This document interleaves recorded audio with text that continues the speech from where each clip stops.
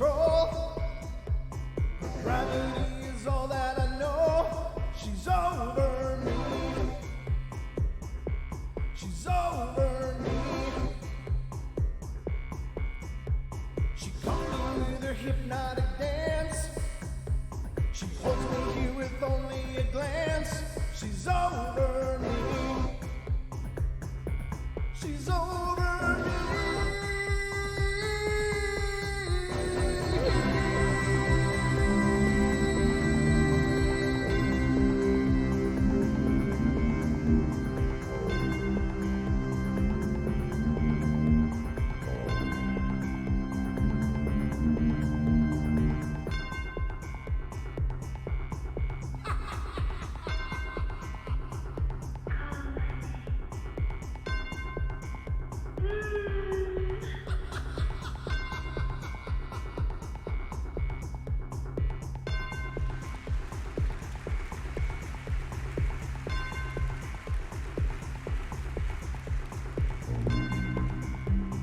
Ladies and gentlemen, boys and girls, welcome to the Night Terrors.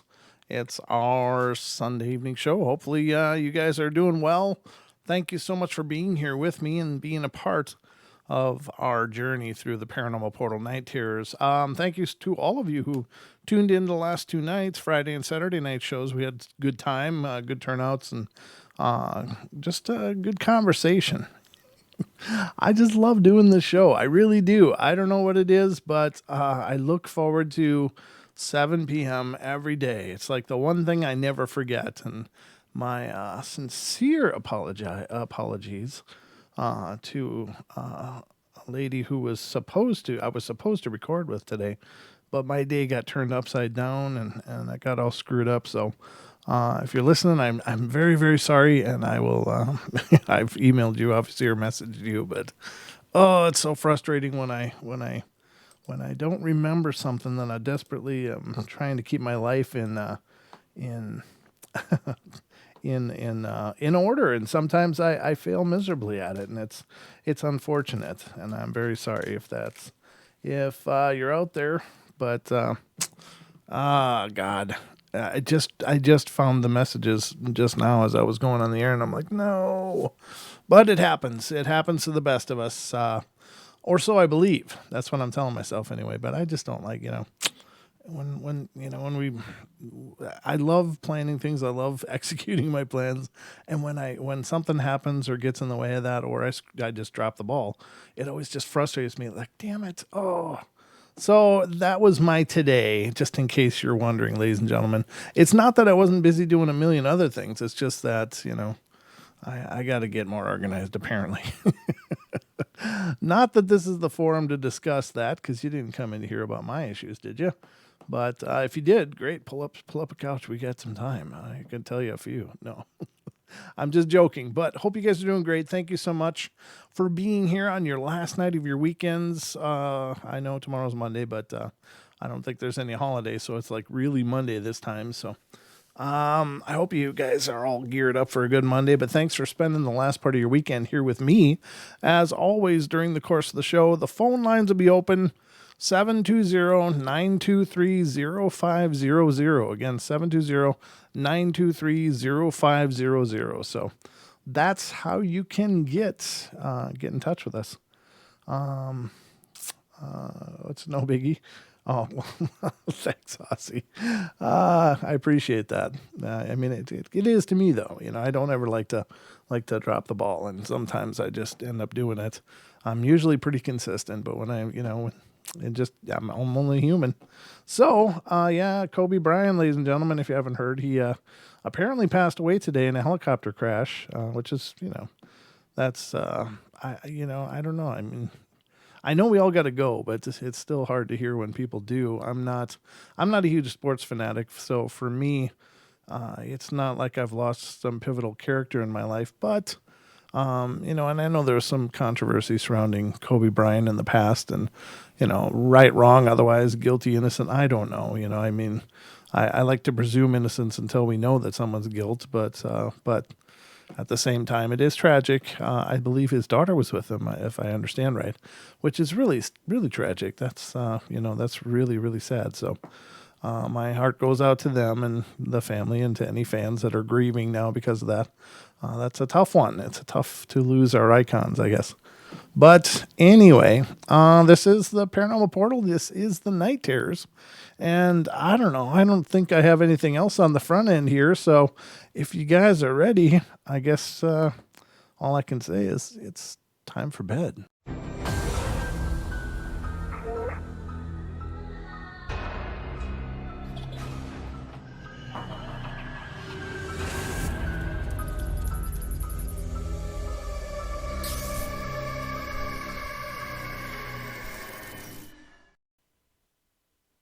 All right, so we are underway now here, ladies and gentlemen. Welcome again. And I know that bunches of you are coming in. I see that I got an... shoot. Hold on just one sec.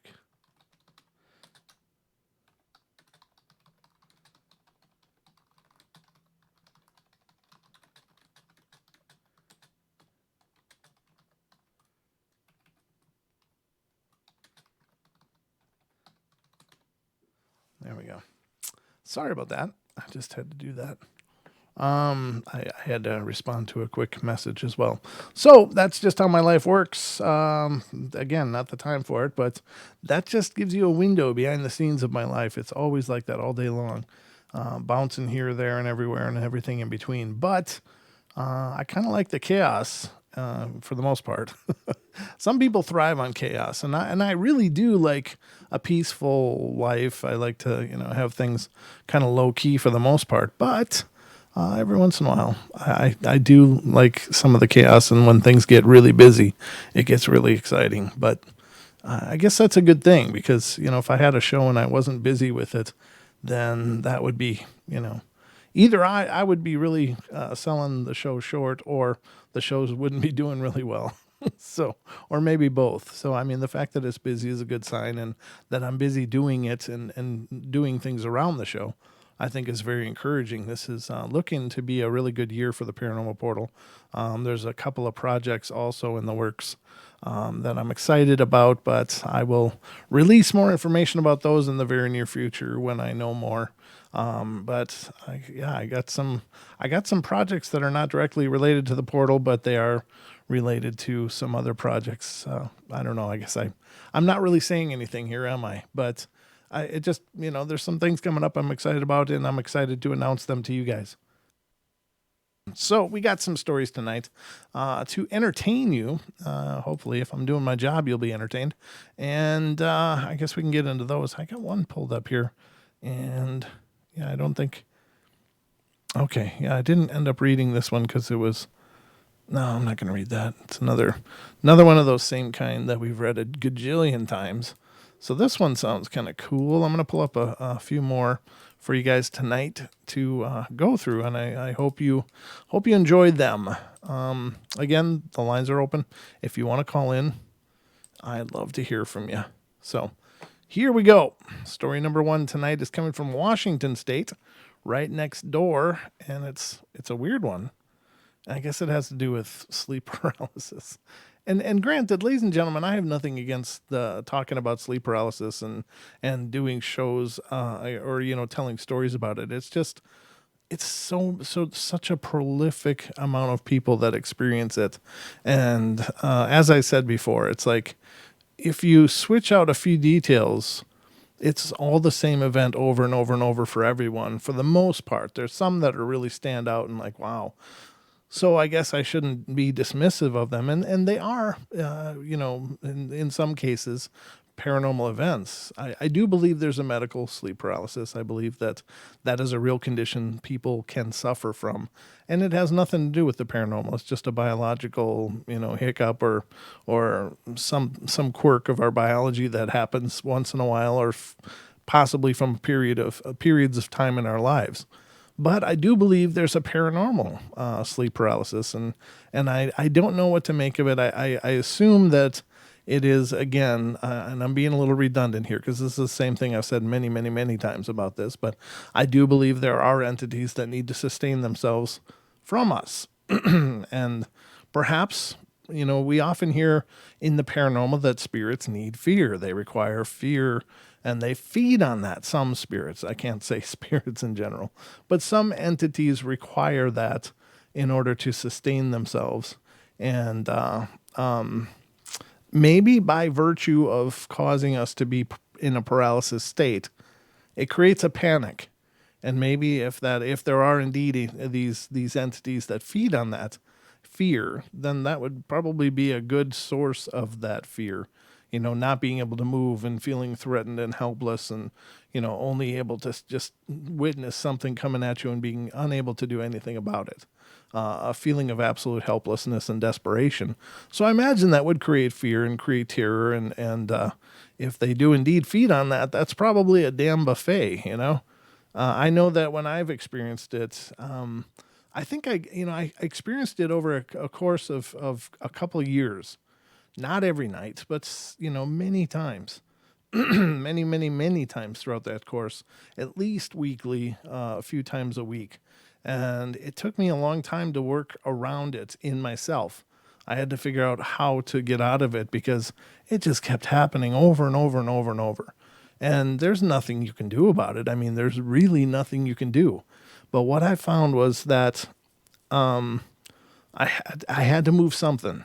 And I had to hang on to that with everything that I had, because when you're in the sleep paralysis state, you're just barely in a state of consciousness is the best I can describe it. It's like you feel yourself being pulled into like a sleep or into a slumber of sorts, but you don't want to because something's going on that really is horrible. And so you fight it with everything you have and you get something moving, and then you try to extend it to another part, like you start with the tip of your finger and then you work it up to your whole finger and then the finger next to it, and you try to expand it and you really have to fight it. I mean, it's just like really an incredible battle of wills. But after a while, I could do that, and I could do it consistently. And once I could do it consistently, it quit. It never happened again. So did I win? I don't know. Or did whatever was doing this move on? I don't know. Maybe it was too frustrating for it. I don't know. But it was I definitely had the vibe something was there with me. Like in some cases, I saw a shadow, out of the corner of my eye, and that was just horrible because it was right there and there was nothing I could do.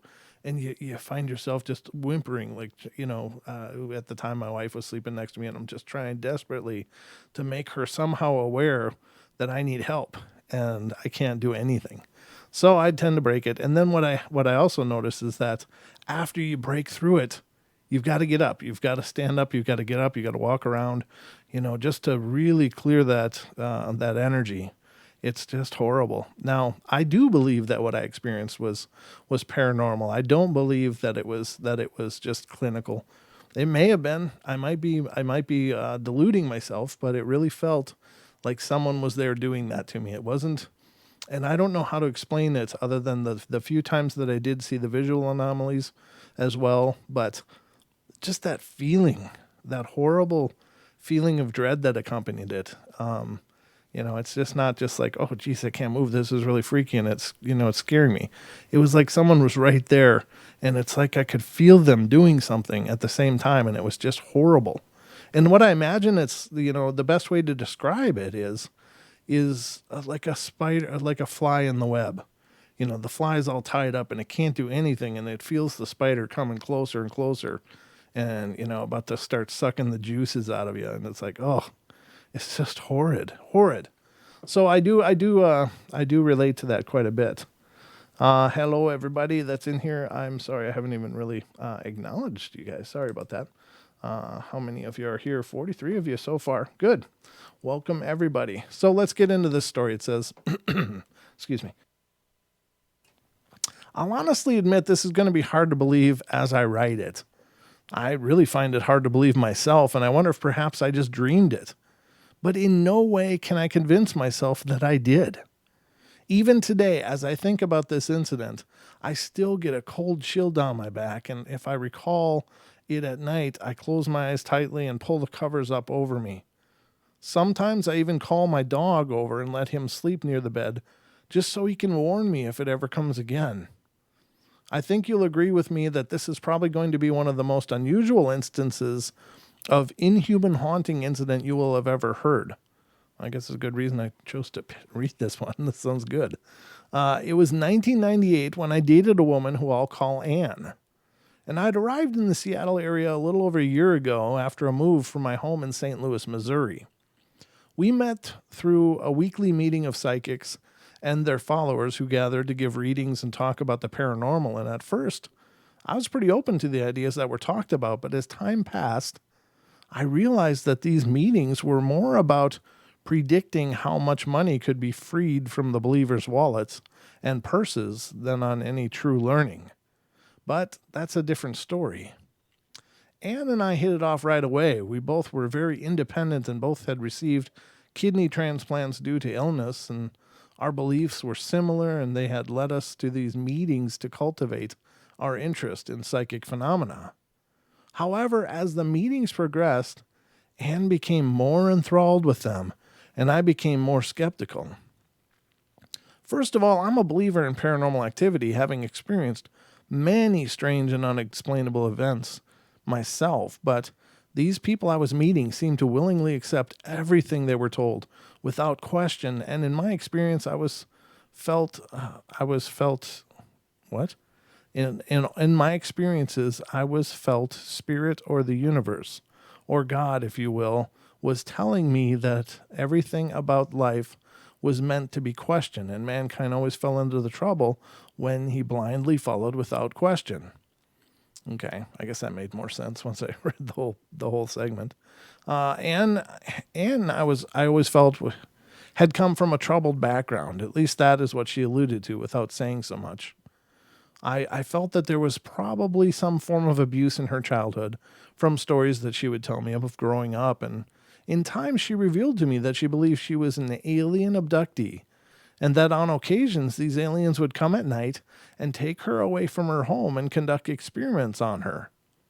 For myself, I keep an open mind on UFOs, even though I've never seen one. But during my Air Force years, I ran into a few pilots who told me of incidents that they were involved in that they couldn't explain. I knew these men to be of good character and excellent pilots, so I had no reason to doubt them. But being from Missouri, I still had on my show me attitude. God, I didn't read this, did I? I couldn't have. I just opened it. When Anne revealed this to me, I wasn't sure how to take it. I'd heard of such people on television, but I also heard the explanations as well, such as false memories or implanted ones made by phony therapists or bad hypnotists. This seemed to fit in my mind because Anne was addicted to psychics and would pay hundreds of dollars to them so they would confirm these visitations. I truly felt sorry for her because I felt not only had she been victimized as a child, but she was still being victimized by these criminals as well. I tried to tell her so she should go see a real therapist or psychologist and talk things out with them, but she wouldn't have it. She seemed happy to leave things the way they were. She was so convinced that what she was hearing was true that she felt she was a hybrid alien. Now that would be funny, except that she did have physical characteristics reminiscent of little gray aliens that are spoken of. She was small in stature, about 5'2" with thin arms and legs. Her head was round with high cheekbones and a small pointed chin, but it was her eyes that really stood out. She had the most unusual eyes. They were grayish blue and almost seemed to glow. It was the first thing you noticed about her, for they didn't really seem to match her skin and hair color. If a human had an alien were to mate, I would surely bet that the offspring would have looked like Anne. As time passed, Anne and I continued to be friends, although we didn't really date anymore. We were just too different, and I wasn't willing to believe in all the nonsense I was hearing at the club, so I couldn't get Anne to listen to alternative viewpoints. Soon enough, I felt time itself would show her the truth, and she would listen to reason. Little did I know at the time that it might be my own eyes that would soon see the truth. I can't remember the night, but it was after one of those meetings. We had stopped afterwards for dinner and a few drinks. When it got late, I drove her home because due to diabetes, she had a hard time driving at night. And when we got to her place, she invited me in for a late cup of coffee and some more conversation. And we spoke for a few hours on her family and the evening's meeting. And as usual, she spoke about the aliens that would come to visit her from time to time. She had mentioned that they had been around quite a bit lately, but she could see them at times peering in through her windows, looking at her with red eyes. It must have been the alcohol I had earlier, because I started to kid her about it, and I told her I didn't really believe aliens visited her in an apartment and no one noticed her floating away or a big saucer in the parking lot. Nevertheless, she said it happened, and the aliens were constantly watching her. She even warned me to watch what I said, for they would protect her. Now, I had to laugh at this, for it just seemed to me that it's just too weird. I always believed the aliens were just a figment of her imagination or something she concocted to cover the trauma of something in her childhood. I was pretty sure there was nothing around, and I flatly told her that. I didn't really believe that aliens with red eyes were looking in at us through the window. To bolster my case, I stood up and yelled out loud, "If there's aliens here, then come get me." Well, I got a good laugh out of that, but Anne didn't share my humor. She looked at me quite seriously and said, "I warned you." By then it was late, and we had said our goodbyes, and I told her that if I survived the night, I'd call her in the morning. The ride home was short and uneventful, and soon after, I was at home and ready for bed. As was my habit, I turned on my CD player to play softly in the living room and then set the alarm that lay on the nightstand, and I didn't need to go anywhere in the morning, but I'd been up late and didn't want to sleep the next day away, so I noticed that the time was about 2:25 a.m. I buried myself in the covers and flicked off my light to sleep, and it seemed only a moment or two when I felt a sense of drowsiness come over me, and my eyelids slowly relaxed as sleep came over me. As I was letting go of consciousness and letting sleep take over, I felt a tremendous impact on my back. My entire body twisted until I was face down against my pillow as something was forcing my head into it, trying to smother me. I was in a total panic as I tried to lift myself up and think of what was going on. My first thoughts were that there was a burglar in the house that had ambushed me as I went to bed. He was going to kill me so he could rob the house in peace. I tried to lift myself up with all my might, but I couldn't budge. It was as if a safe was on top of me, and I struggled to breathe and figure out what to do. And what a time to get robbed, I thought. As I struggled, something occurred to me. What I thought were hands on my shoulders pushing me down didn't feel like hands. They were claws. Sharp sets of claws digging into my shoulders, pushing me down. Not just one set of claws, but two. Another set was resting on my lower back, forcing me down on the bed. And to my horror, I came to know that no human was in my home, but some creature that was resting on my back that was attempting to kill me. By this time, all manners of thoughts were racing through my head. The only one I remember was that Anne's aliens had come to kill me. But I'd never heard of aliens doing this, even in fiction. But something did occur to me. I remembered years ago when I went to a Pentecostal church, a speaker had come to speak to the congregation about demons. He spoke of them from the biblical text and from folklore. He mentioned the creatures called succubus, who would come in the form of old women and ride men upon their chests, slowly suffocating them. Modern psychologists believe these phenomena the night hag syndrome and believed it was a mind disorder that was linked with sleep paralysis. I knew that some form of this creature was here, trying to do this to me, and it wasn't a figment of my mind. At that moment, the only thing I could think of doing was to pray. I whispered, "Jesus, help me." Much to my surprise, the weight lifted off my shoulders, and I was able to raise my head enough to suck in a great mass of air. No sooner than I had done such when again the claws forced me back down. Again, panic took over me again, but in the back of my mind, I knew that my short prayer worked, and I repeated, "Jesus, Lord in heaven, help me." And this time the thing let go completely, as if it had been hit with a shotgun. I could feel the weight leap from my back away from me and toward the end of my bed. I turned around as quickly as possible to see a black shape leap into the air and get sucked into the ceiling instantaneously. The room was dead silent, and it took me a few moments for me to begin to listen and then hear the faint music I had started earlier. It had seemed like during the struggle, the whole world had just held its breath in silence to see who would win this spiritual battle. After a moment of fear, my fear turned to anger, and I jumped out of bed, searched the house. Inside, I doubted what I had experienced and had picked up a knife to check the rest of the apartment. I still felt inside that maybe, just maybe, it had been a prowler who had attacked me, but when I saw that all the doors and windows were still locked from the inside, I knew I wasn't imagining anything. It really had happened. I went back to the bedroom and looked at the clock that now read 2:35 a.m. I picked up the phone and dialed Anne's number. She answered quickly, telling me she was still awake and not feeling sleepy. I began to relate to her what had happened, going into every detail.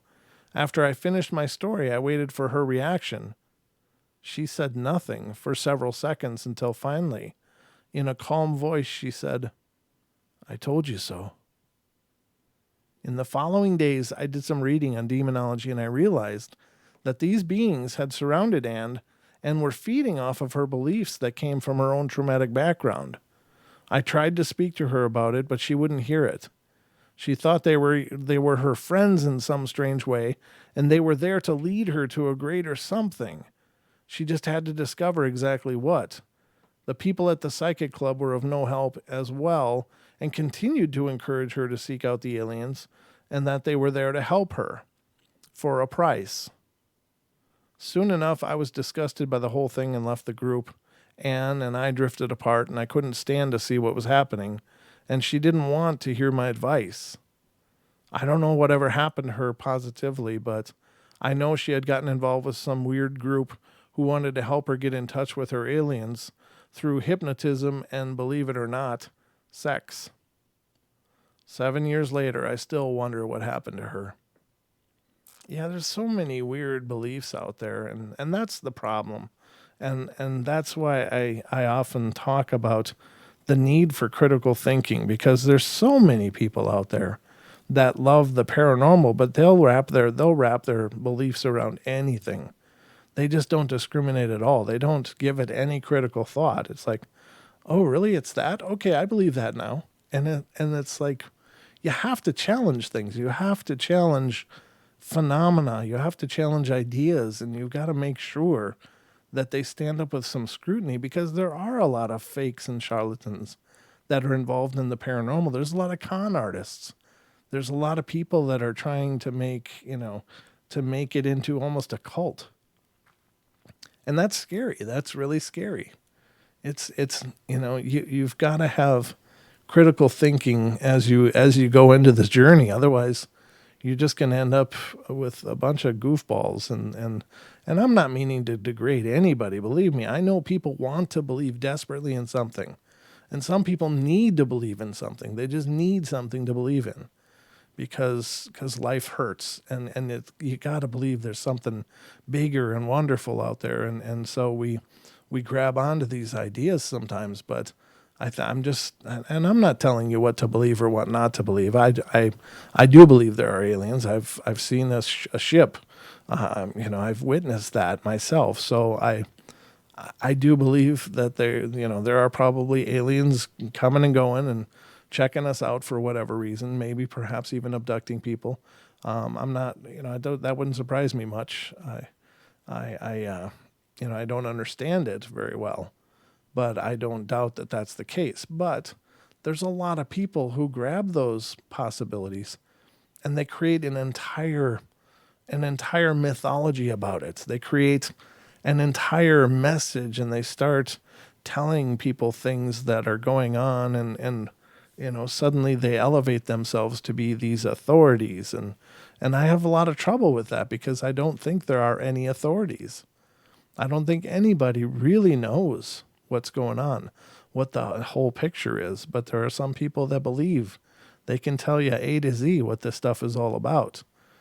And if anybody ever tells you that, I think you got to be cautious. You got to be incredibly careful about what you grab onto, because there's a lot of people that are going to take advantage of that. There's a lot of people that are going to take advantage of people that want to believe in something. They want their beliefs reaffirmed so desperately that they grab onto whatever sounds kind of like what they're saying and what they're thinking, and they just dive in head first. And just be careful.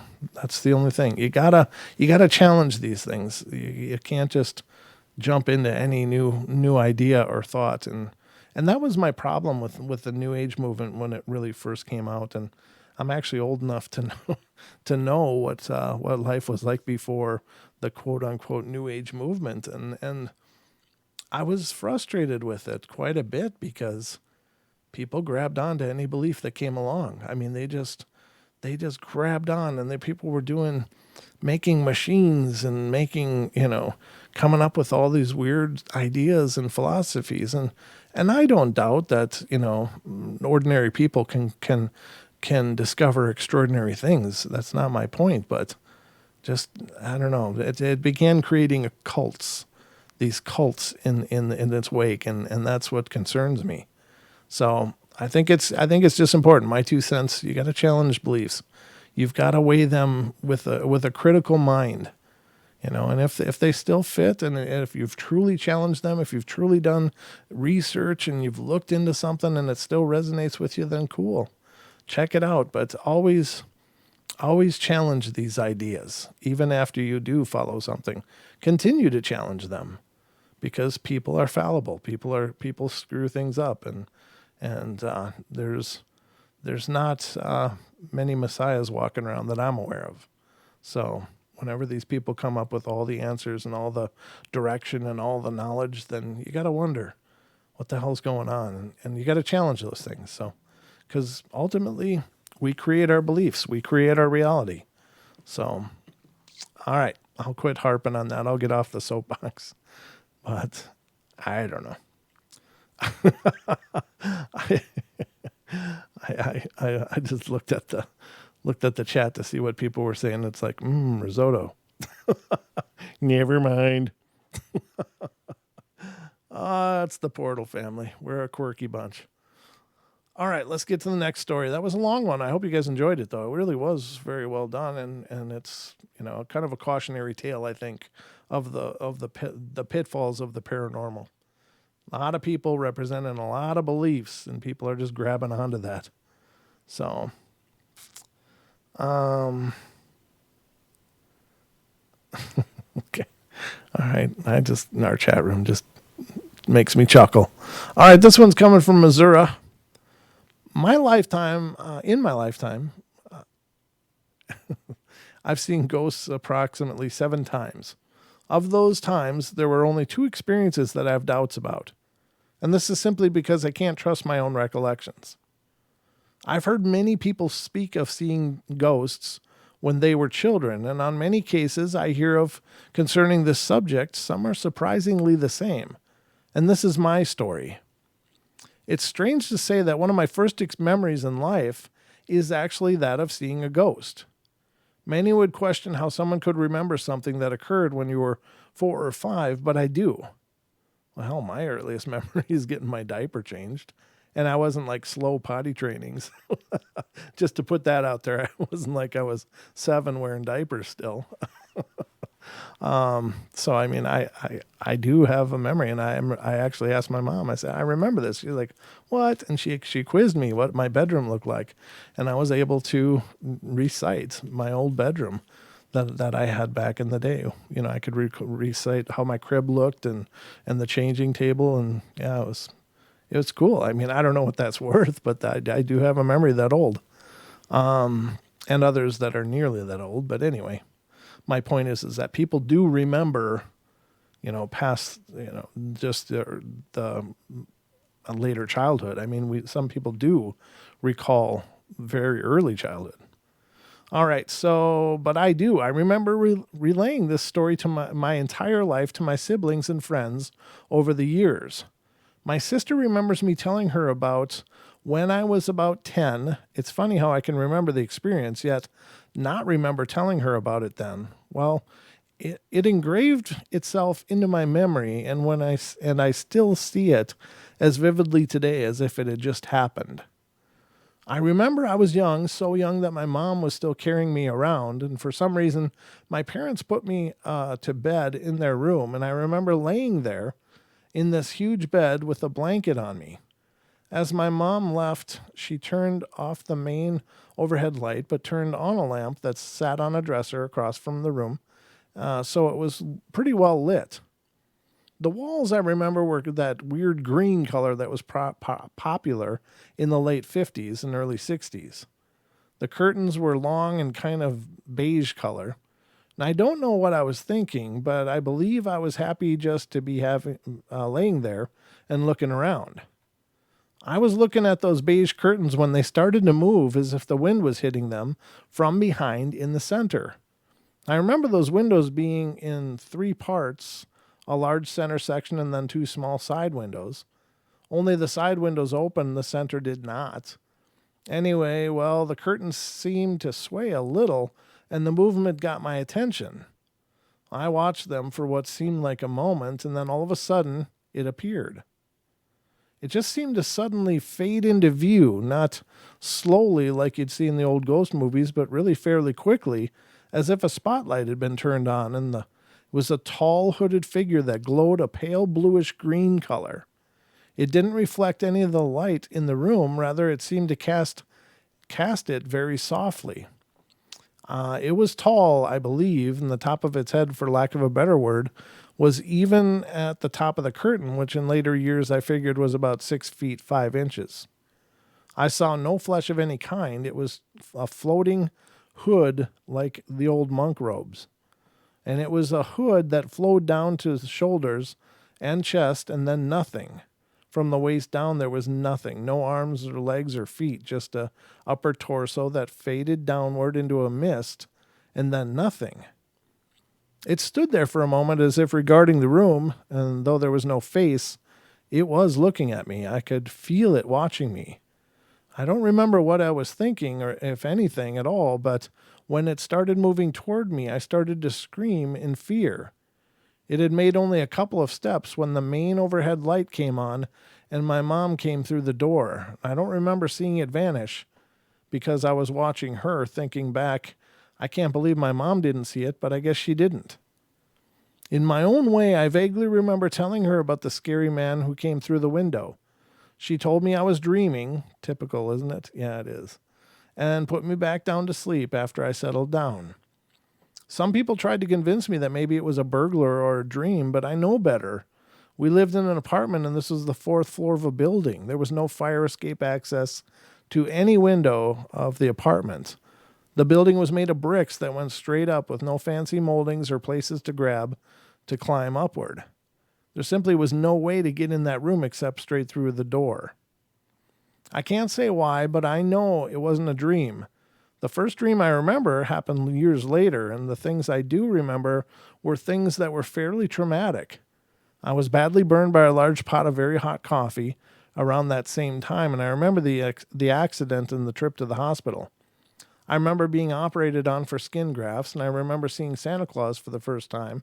I cried because he was scary, and that incident in my mind has always been in those categories of things that were traumatic enough to be remembered.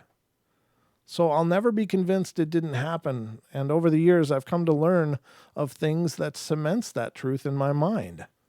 One of my sisters relayed to me that years later, when she was a teenager, she saw something very similar watching her in another house we lived in. It is something she doesn't like talking about, and we both agree that while we both were frightened by the thing, we didn't feel it was really a threat. It just seemed to be there to watch us.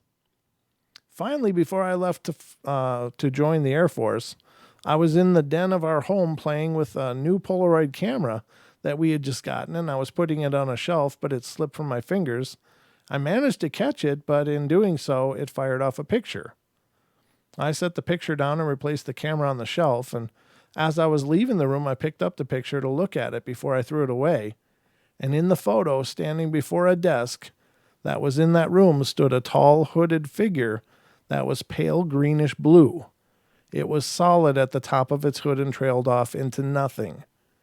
Beside it stood a woman with long hair, and she too was visible only from the waist up. Well, I left the room in a hurry. We kept the photo for a long time until my mom died, and when she did, the photo disappeared as her things were gathered and either sold or packed away. It seems that is the way with spirits. Just when you think you have absolute proof of an event or something mysterious happens, and you're left with as big a mystery than before. Who are these spirits? Are they ghosts or some form of angel sent over to watch us? I have no answers as of yet. That's pretty wild, huh? That is really wild. Wow. All I can tell you is I don't know. I mean, I've seen, of course, some pretty good ghost pictures. I don't know what those hooded figures are, though. I've heard that they're a kind of shadow person. Well, I think there's probably lots of different hooded figures, but of course, there's the black shadows that are hooded. They look like evil monks. People have woken up with this crowd of black hooded figures surrounding their bed chanting, which is awful creepy, awful horrible. Then again, what could a positive spirit like that be? I don't know. I don't know that I've heard of any. Of course, there's monk spirits, and people see hooded monks and in a lot of old monasteries and such. But I don't know. Maybe there's a history that this family has that would make that an ancestor. I don't know. Very cool though. Very cool story. Very well written. This one's coming from Kentucky. And it's not quite as long. Let's see what it says. It says, I myself cannot explain this. My grandma had been up for a visit, and we, of course, had to bring out the Ouija board. Hey, kids, grandma's here. Let's get the Ouija board in the Sanka. Get out the Sanka coffee. Some pound cake. Sorry. I was watching a comedian, and he's talking about how it's changed, between like in the 80s when people came over, everybody like break out the good Sanka coffee and the freezer cake, the Pepperidge Farm freezer cakes. And now you're like, God, who's here? And you start hiding and stuff. I thought that was hilarious. I can't remember the guy's name, but he was hilarious. It says, I myself can't explain this. They brought out the Ouija board. Grandma came and brought out the Ouija board in my house, and we had to try it anyway. We had it on our kitchen table, and we lit 2 candles. The first spirit we came in contact with seemed to be a major trickster. After joking with us a few times, we asked if we could take a break.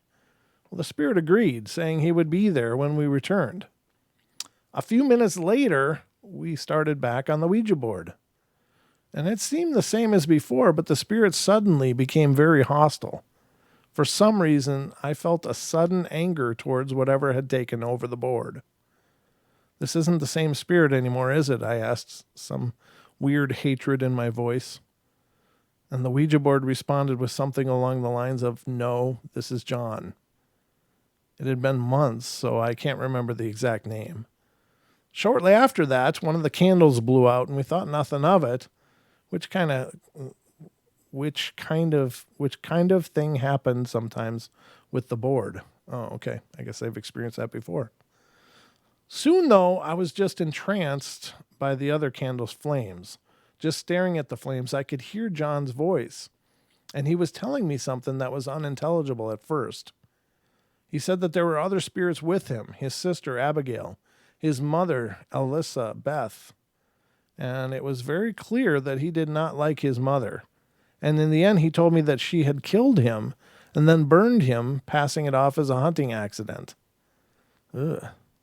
There's a lot more to this story, but my question, the one that I seriously need some answers to, is this. Am I crazy? Was this all in my head, or was I really speaking with John through my mind? Is there some form of spiritual contact that requires candles or involves candles, or situations such as this? Please help me. If you can explain any of this to me, please do. Well, this story's old again. This is from 2008, but I would say that I don't think it has anything to do with the candle in that was an actual ritual, but I think that him being mesmerized by the candle probably took him out of his directly conscious mind and maybe tapped him in more to the subconscious mind, which I think spirits can telepathically communicate with us. And I think they probably always do.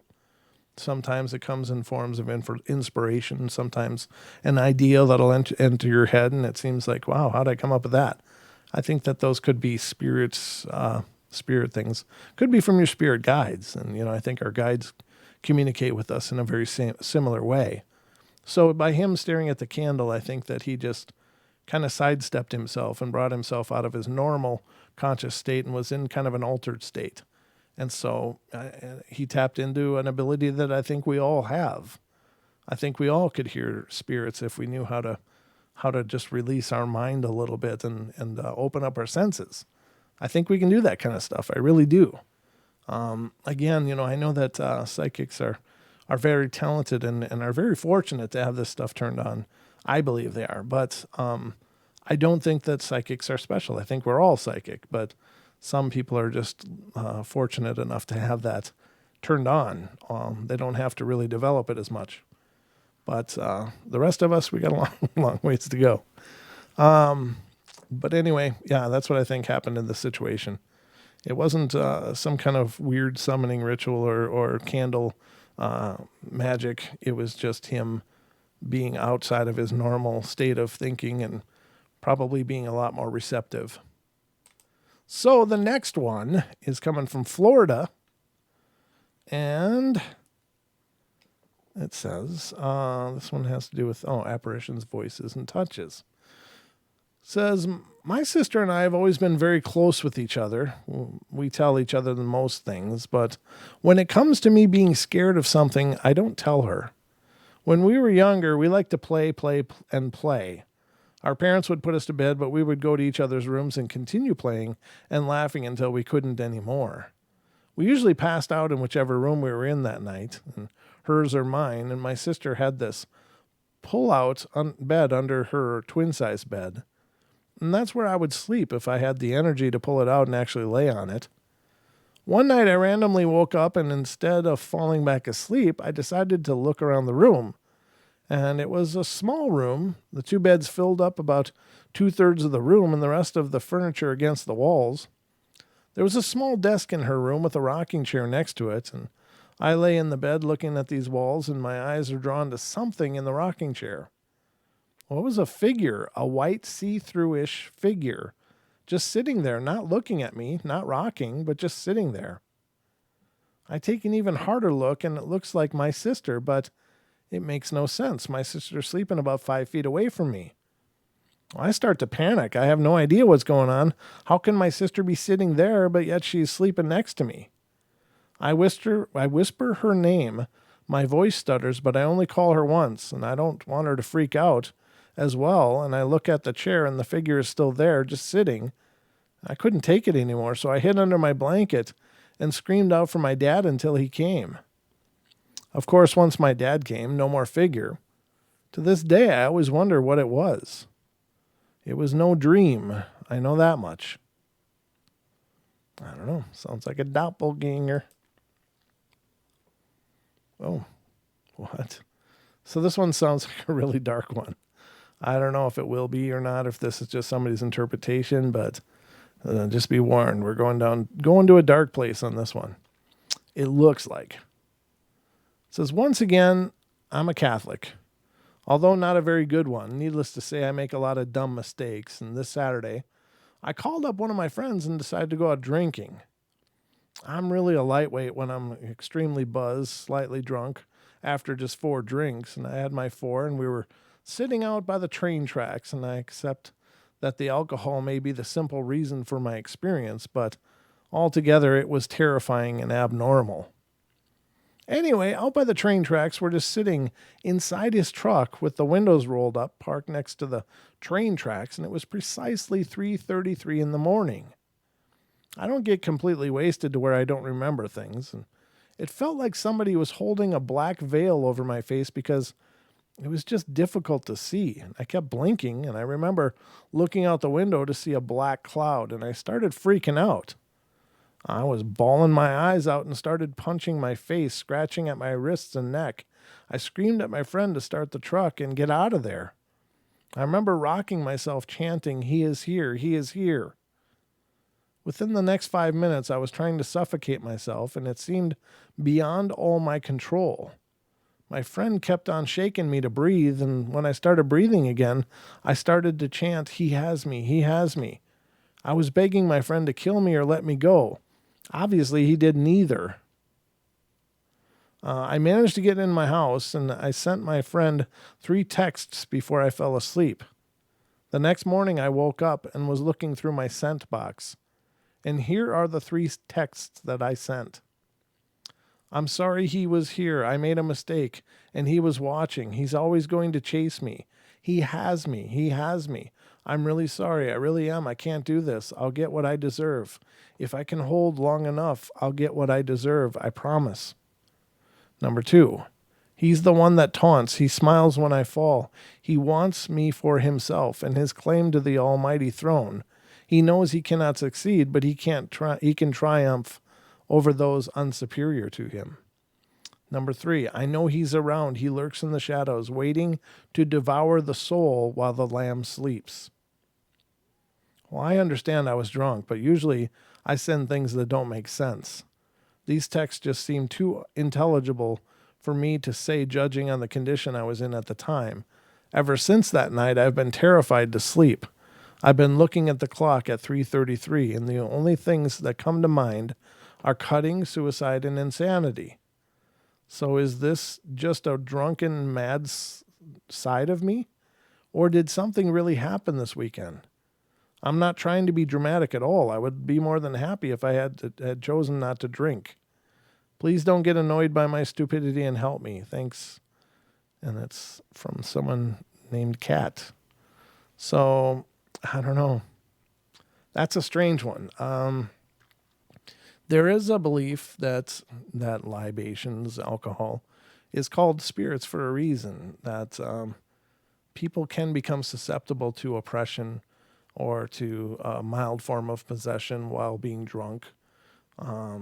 It's, I don't know. That's something that I grew up hearing a lot about when I was much younger. I had some very esoteric teachers as I was growing up, and they talked about the dangerous places. The dangerous places that they warned me about are bars and hospitals. And the reason is because they said that, when you're sick or injured, or, if you just have any weakness at all, those places are filled with spirits.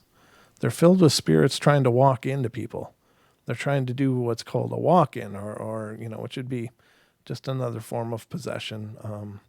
It's not quite the same, I don't think, as in most cases as like a demonic possession, but could it be a demonic possession as well? Sure, I guess.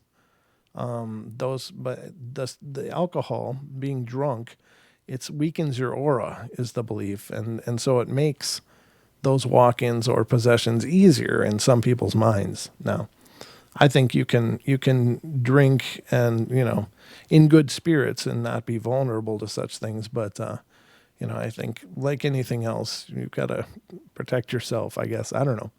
It all depends on what you believe, and I don't mean to pretend to tell you what to believe or not to believe. You come up with your own conclusions, but these are just things I was always warned about, so I'll pass them on to you, and if you find that valuable, great. If you think that's a bunch of hogwash, cool. I'm not trying to shape people's beliefs. I'm just talking about the paranormal. So, very interesting. I don't know. That's spooky stuff, though. Very spooky stuff. I know that some people have experienced horrible things being drunk and have had things allegedly come into them. So, not a good thing. Okay, we're going to Minnesota. I got to check the time, though, because we've been at this a while. You know what? I'll leave Minnesota for tomorrow night because we are actually out of time. So thank you all for being here. Thanks so much, everybody. I hope you guys enjoyed the show. And I hope you'll come back tomorrow night. Every night, 7 p.m. Pacific Standard Time. right here on YouTube, there is a Paranormal Portal live happening. I'd love to see you guys come back. If you're new to the show, please subscribe. Please like the episodes if you would. And please share it on social media if you enjoy the Paranormal Portal. I'd love for you to spread the word because, we definitely want this to grow. So thank you for all of you that have and continue to do that. I know we get some shares off of our Facebook page, but not many. I'd like to see more of that happening, but it's up to you. If you feel like you like the show and want other people to know about it, please share it. If you just kind of like kicking back and keeping it to yourself, then that's your prerogative too. But anyway, guys, thank you so much for being here. I will be back tomorrow night again for more of the Night Terrors. I hope you have a wonderful Monday. Thank you, Peter. Appreciate you being here, brother. And have a great Monday and a great week ahead of you. I guess that's all I got. So love you all. Be good, be kind, be nice. Take care of each other. Help each other out. Find the magic in every day and remember to laugh as much as you can. Love you guys and sweet dreams.